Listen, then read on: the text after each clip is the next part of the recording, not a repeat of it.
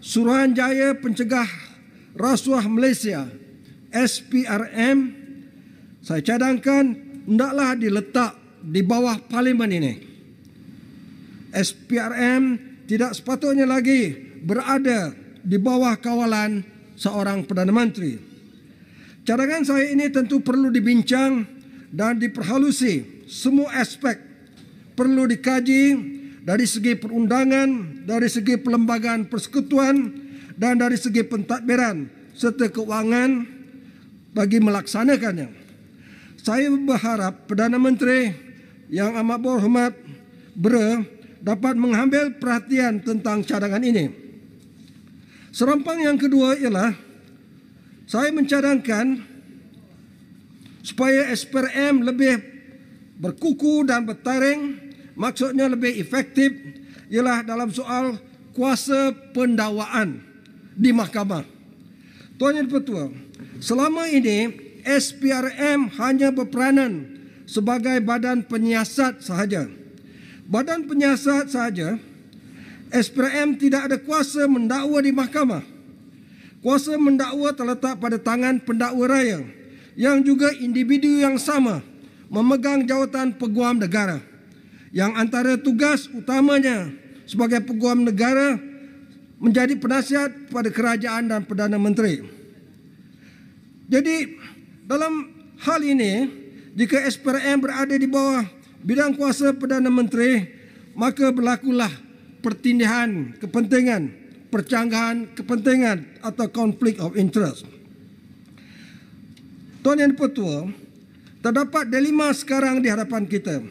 Banyak berlaku kes-kes rasuah yang telah disiasat dengan menyeluruh oleh SPRM dan didakwa di mahkamah. Tiba-tiba pendakwa raya yang juga sebagai peguam negara telah menarik balik kes-kes pendakwaan rasuah di mahkamah. Ini menjadikan kita dan rakyat umum semua tidak berpuas hati dan mahu supaya SPRM diberi kuasa mendakwa kes-kes rasuah di mahkamah. Tetapi hasrat kita itu tidak boleh dilakukan kerana sistem pentadbiran dan amalan demokrasi di Malaysia mengamalkan prinsip pengasingan kuasa atau separation of power.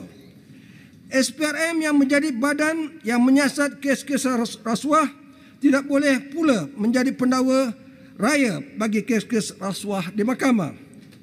Tuan Yang Dipertua, justru itu maka saya mencadangkan di parlimen hari ini, di dalam ucapan ini, saya mencadangkan supaya sampai masanya jawatan peguam negara dan jawatan pendakwa raya hendaklah dipisahkan. Peguam negara orang lain, manakala pendakwa raya juga orang lain.